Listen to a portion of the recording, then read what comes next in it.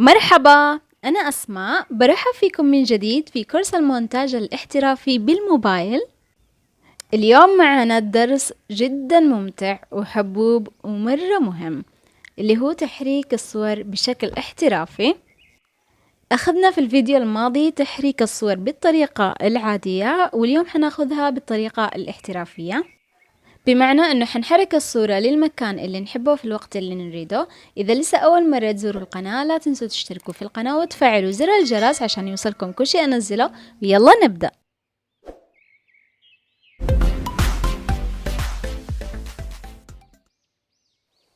حندخل حنعمل إضافة مشروع، نضغط طبعا في 16:9 بالطول، 16:9 بالعرض، وواحد في واحد. خلونا نغير دي المرة وحنعمل 16:9 مثلا بالطول، دام انه كل مرة 16:9 بالعرض. نختار الصورة اللي احنا حابينها، مثلا حنختار من هذه الصور، مثلا هختار هذه ودي، ونضغط على علامة الصح. تمام.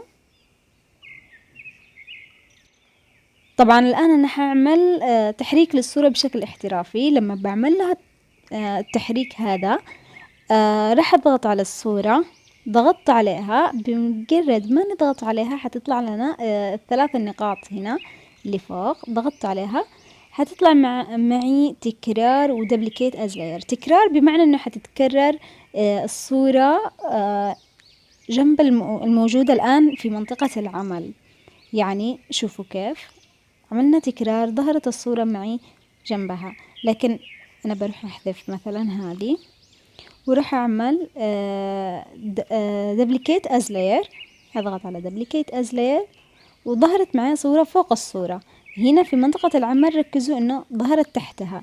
اذا ظهرت جنب الصورة اللي انتم حابين تعملوا لها تحريك كصورة احترافية، بمعنى انه لا، غلط، روحوا احذفوا واعملوا دبليكيت از لاير، بحيث انه الصورة تظهر وتحتها الطبقة.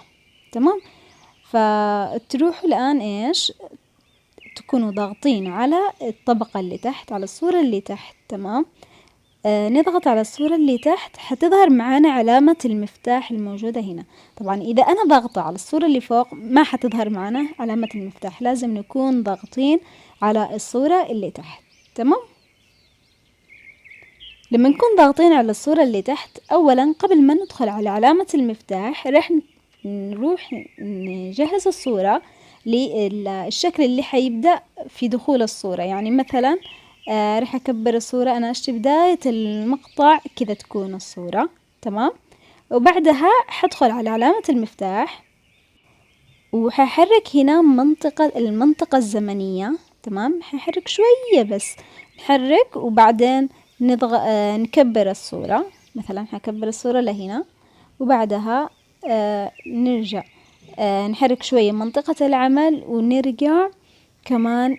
مثلا هروح أعمل تحريك للصورة كمان، وبعدين نرجع نعمل شوية تحريك من المنطقة الزمنية، ونروح كمان نعمل تحريك كذا.